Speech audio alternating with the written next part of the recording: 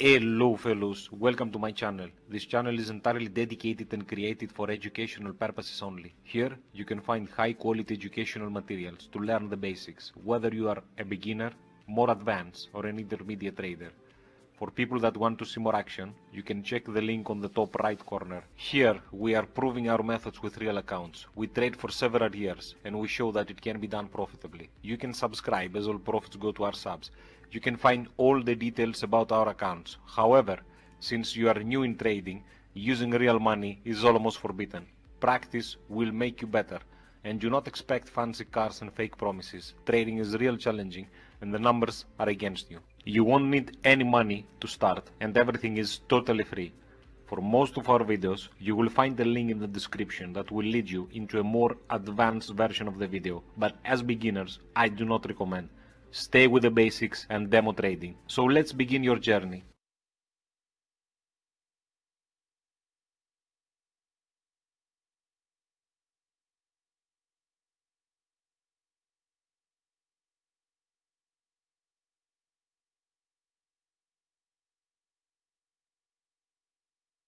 In today's episode, we are analyzing technical indicators.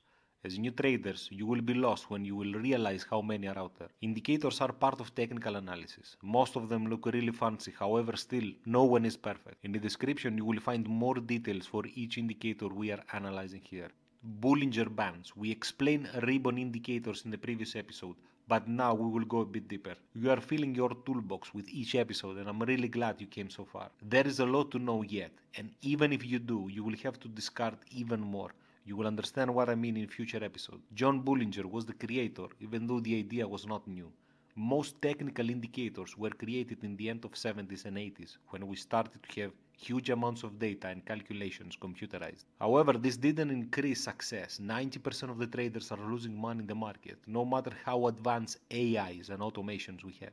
Bollinger Band is a technical analysis tool. The bands measure the relative high or low of the entity we are trading in relation to previous prices, overbought and oversold. Remember what we said about these terms. Yes, you will see them very often, and here they are. We said there's overbought or oversold in the market. These are just some market extremes based on previous prices. This is how the indicator will look like a river that follows the prices. The upper and the lower limits measure volatility over time. The formula for those who are interested again will be in the relevant video. From a first look, we have an upper limit, a middle and a lower one. For most platforms, the initial values would be with a period 14 or 20.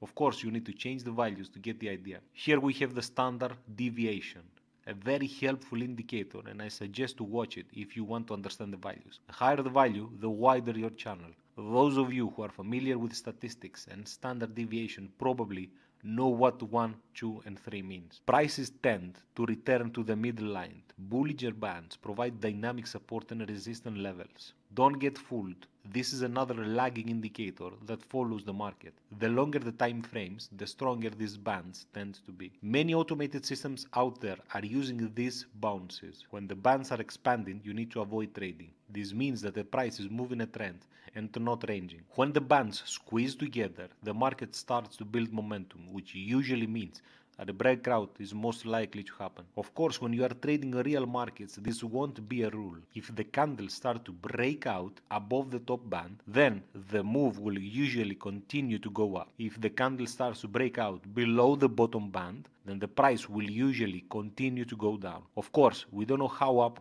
how down. This is how a typical Bollinger squeeze works. The idea is to catch a move as early as possible. Again, you will face fake outs, but stay with me. Typically, when the market is trending, you can trade the indicator by placing a buy or sell order to those overbought or oversold areas. Again, try that with some demo accounts and you will come back to thank me when you will realize that it doesn't work. You will get fooled many times from the fake signals. Another indicator that I have analyzed separately and one of the least popular is a volatility indicator created by a grain trader named Keltner in his 1960s book, how to make money in commodities. Again, the formula has been provided in the relevant video for those who want to go deeper. However, the mid line in a Keltner indicator is an exponential moving average, and the two outer lines are based on the average true range, the ATR, rather than a standard deviation that we are using in Bollinger. Because the channel it comes from the ATR, the average true range, which is a volatility indicator itself, and again is being provided in the description. The Keltner channel also contracts and expands with volatility, but is not as volatile as the Bollinger Bands. Keltner channel serve as a guide for getting trades, entries and exits. The Keltner channel help identify overbought and oversold levels relative to a moving average, especially when there is no trend. Think of the channel like an ascending or descending channel, except it's automatically adjusts to recent volatility and isn't made up of straight lines. Bollinger and Keltner looks almost similar, but the calculations are not. All formulas have been provided in the relevant videos. I suggest not looking at them until you fully understand the concepts. The principle here is the same: movable supports and resistances. The top is a dynamic resistance, while the bottom a dynamic support. The most commonly used settings are 2 ATR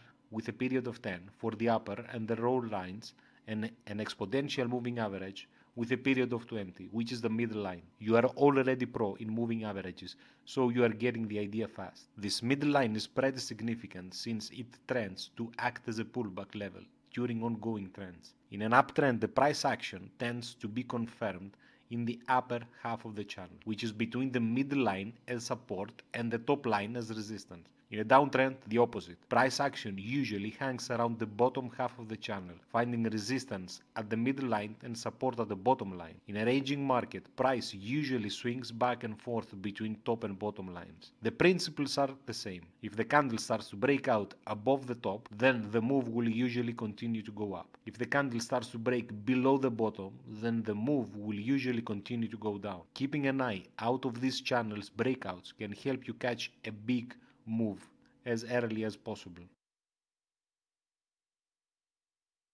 MACD, Moving Average Convergence Divergence, one of the most popular indicators out there, and in most platforms it will be one of the first that will pop up in your graph automatically. This technical indicator is a tool that is being used to identify moving averages that are indicating a new trend, bullish or bearish. This is the reason I told you that the MA is a chapter you need to master first. MACD was used in technical analysis of securities prices created by Gerald Apple in the late 70s. It is designed to reveal changes in the strength, direction, momentum and duration of the trend in an entity. The first thing we need to identify is a trend. With a MACD, you will usually see three numbers that are used for its settings. This is how indicator will look. The first is the number of periods that are used to calculate the faster MA. The second is the number of periods that are used in the slower MA. The third is the number of bars, the histogram, that are used to calculate the moving average of the difference between the faster and the slower moving averages. 12, 26 and 9 are the MACD parameters, which is usually the default settings. This is how you would interpret based on what we said. The 12 represents a moving average of the previous 12 bars. The 26 represents a moving average of the previous 26 bars. And the 9 represents a moving average of the difference between the two moving averages above. There is a very common confusion when it comes to the lines of the MACD, especially for beginners. For example, this is how the indicator will look in most of the platforms. Notice the two lines. You might also see it with just one line. The reason is very simple and we will explain. You can pick whatever you prefer. Personally, I'm familiar with just one line. So let's examine the basic components of the indicator. As we said, there are two lines, the MACD line and the signal line. The two lines that are drawn are not moving averages of the prices. The MACD line is the difference between two moving averages. These two EMAs we said earlier. The MACD line is considered the faster moving average. The MACD line is the difference between the 12 and the 26 period moving averages. The signal line is the moving average of the MACD line. The signal line is the slower moving average. The slower moving average plots the average of the previous MACD line. This would be a 9-period moving average. Most charts use a 9-period exponential moving average by default. This means that we are taking the average of the last 9 periods of the faster MACD line and plotting it as our slower moving average. The purpose of the signal line is to smooth out the sensitivity of the MACD line. So finally we have the histogram. Simply shows the difference between the MACD line and the signal line. The bars are the distance between these two lines. It may sometimes give you an early sign that a crossover it might happen. In our example, you can see that as the two moving averages, the MACD line and the signal line, separate, the histogram gets bigger. This is called a MACD divergence because the faster moving average, MACD line, is diverging as moving away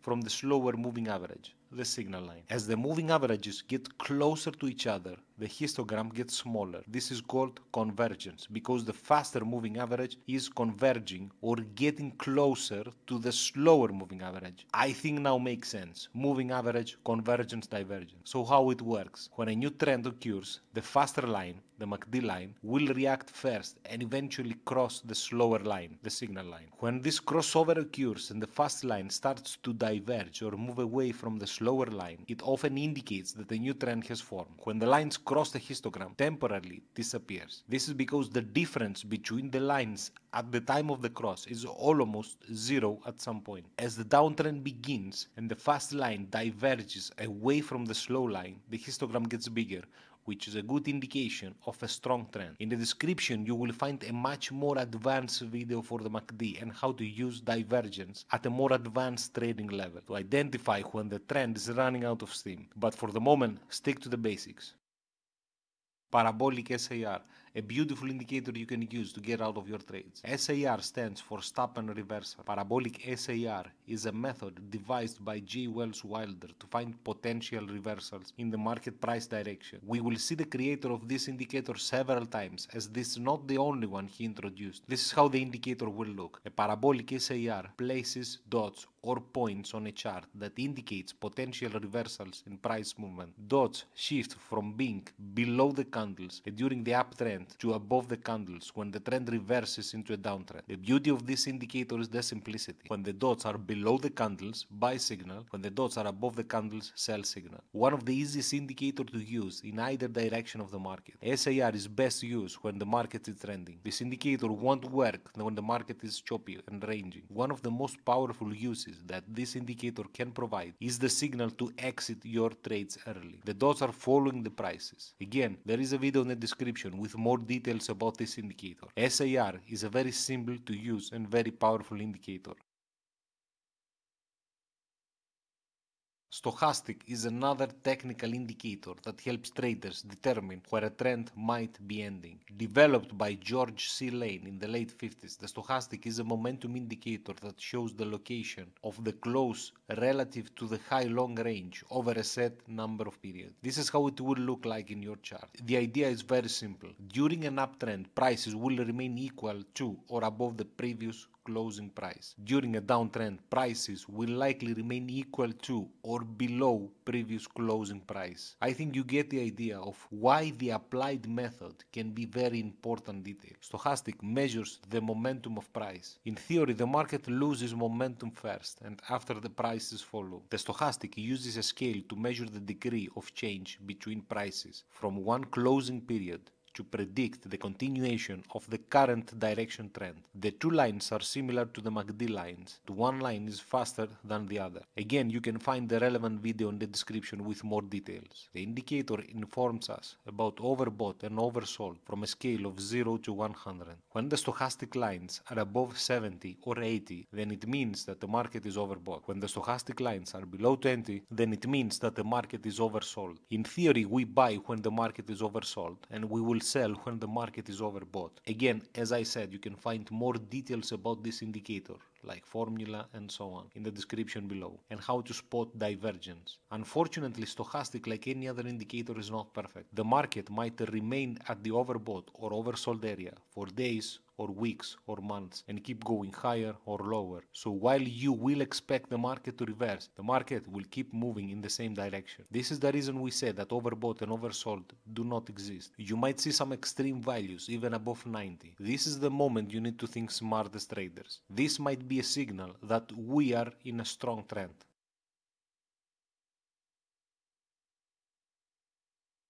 RSI, Relative Strength Index. RSI is a very popular indicator developed by James Wells Wilder that we mentioned earlier. The indicator helps traders evaluate the strength of the current market. RSI is a momentum indicator, and again we will use overbought and oversold signals. Momentum is important, and we will see more details in future episodes. The market first changes momentum and prices follow. RSI is similar to Stochastic. It's scaled from 0 to 100. Typically readings of 20, 30 or lower indicates an oversold market conditions and a potential buy. Some traders interpret an oversold currency pair as an indication that the falling trend is likely to reverse, which means it's an opportunity to buy. Readings of 70, 80, 90 or higher indicate overbought conditions and an increase in the possibility of the prices going down. Now be smart in your trading. Remember what we said. When the readings stays above 80, 90, it is an indication that we have a strong trend. So this might be the opposite signal.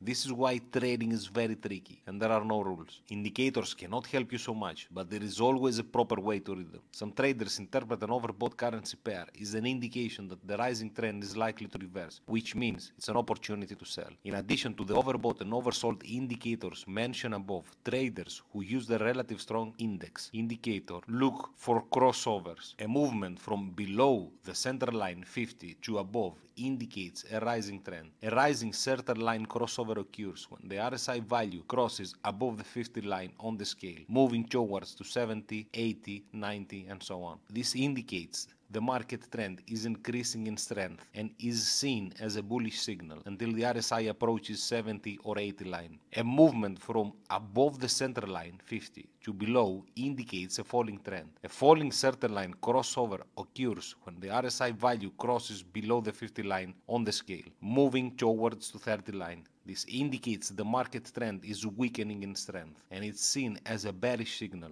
until the RSI approaches the 30 line. Of course, you can customize your indicator and add several levels like 90, 95 and also 20, 15 and 10.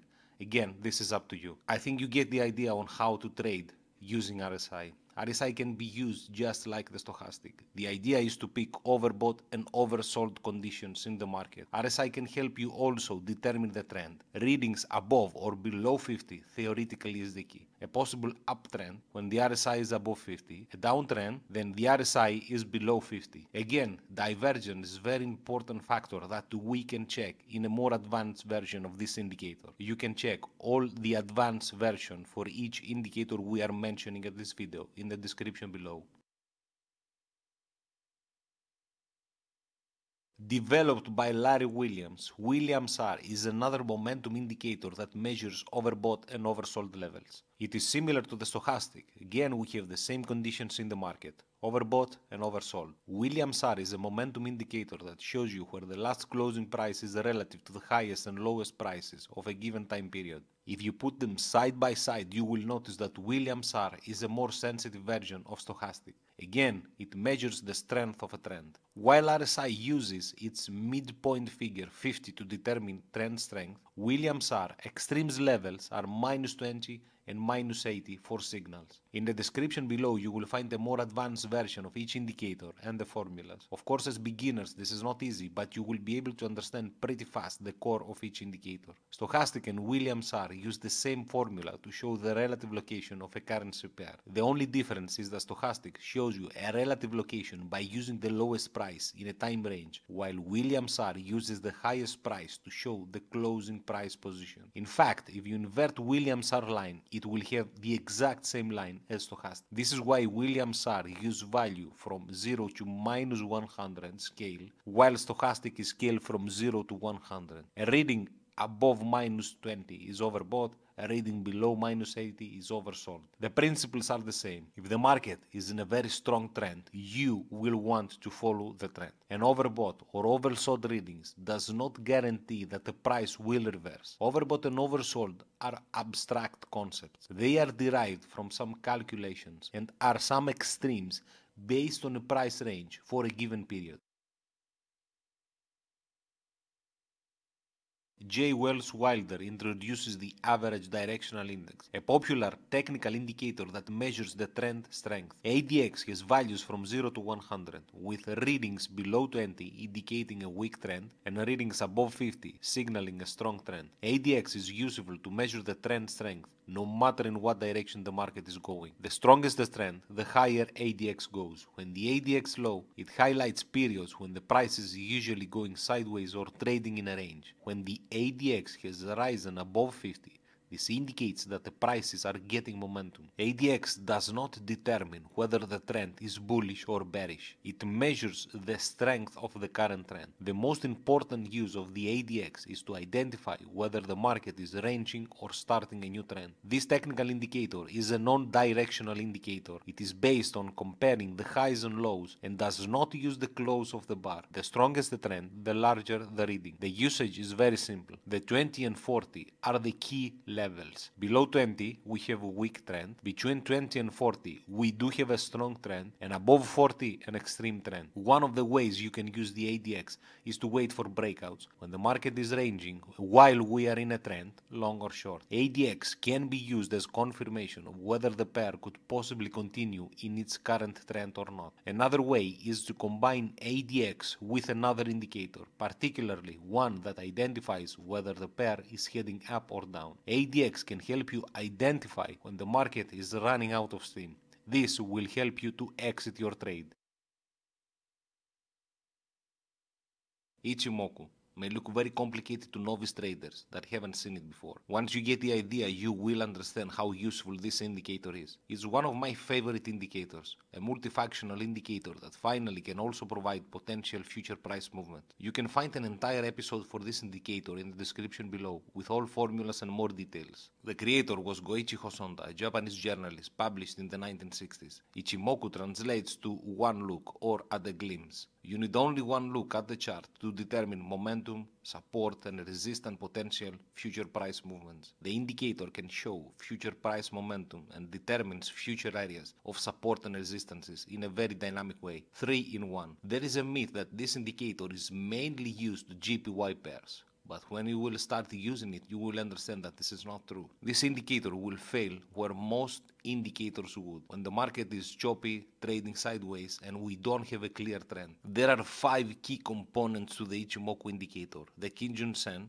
is the blue line. It is the standard or baseline. This is calculated by averaging the highest high and the lowest low for the past 26 periods. Tenkan-sen, the red line, the turning line, and it is derived by averaging the highest high and the lowest low for the past 9 periods. Chiku span, the green line, the lagging line. It is today's closing price plotted 26 periods behind. And another 2 lines, Senkun span A and Senkun span B. The first Senkun line is calculating by averaging the Tenkan-sen and Kijun-sen and plotted 26 periods ahead. The second Senkun line is determined by averaging the highest high and the lowest low for the past 52 periods and plotted 26 periods ahead. Again, you don't have to remember this information, and more details for the formulas are in the description. So, how do you trade with this indicator? For Senku, if the price is above the Senkun span, the top line serves as the first support level, while the bottom line serves as the second support level. If the price is below Senkun span, the bottom line forms the first resistance level, while the top line is the second resistance level, a dynamic area of support and resistance. Kijun-sen acts as an indicator of future price movements, and here is one of the unique elements of this indicator. If the price is higher than the blue line, it could continue to climb higher. If the price is below the blue line, it could keep dropping. Tenkan-sen.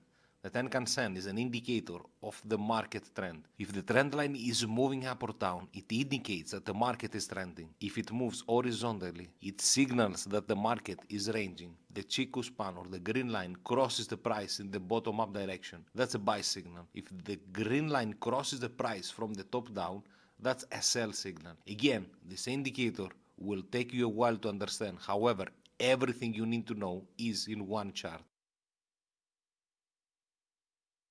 This will be a headache, especially if you are a beginner. It will take time to master indicators and decide what to use and in what combination. When you will start searching for indicators, I can guarantee you will be lost. There are thousands of variations and combos out there. You can use a momentum indicator with a trend one.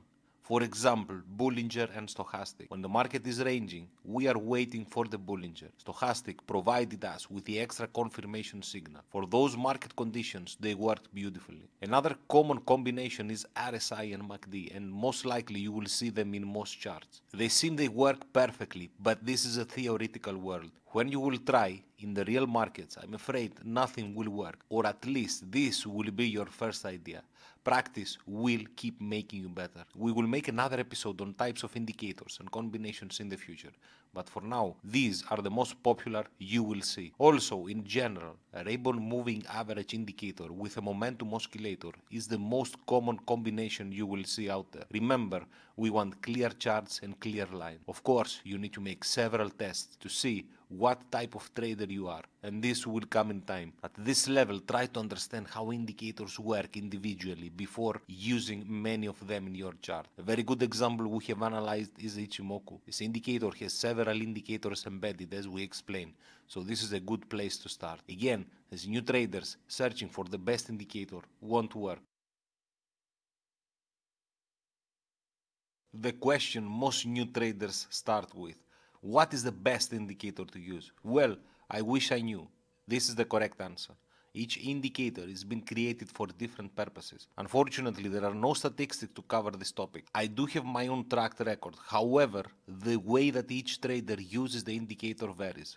For example, a new trader might take a short position based on an overbought condition, but a more skilled trader will go long, as he knows that the market most likely will continue to this direction. Now, both traders took decisions based on the same indicator. You understand how chaotic this can be. Each trader will develop different skills and will use the indicators differently. The best approach is to use the indicators and values that most traders use. We know that the market is a self-fulfilling prophecy, so try to use what most traders use: MACD, RSI, moving averages, and so on. Now combine that information. We already know that 90% are losing money in the market. I know you are lost, and this is how you should be.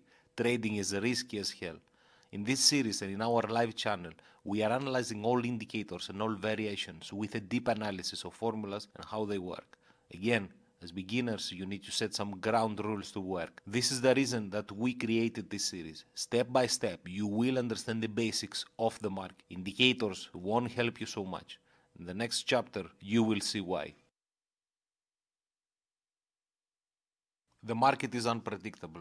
When we are trading the markets, we do not trade prices but opinions. It is pure psychology and expectations that move the market.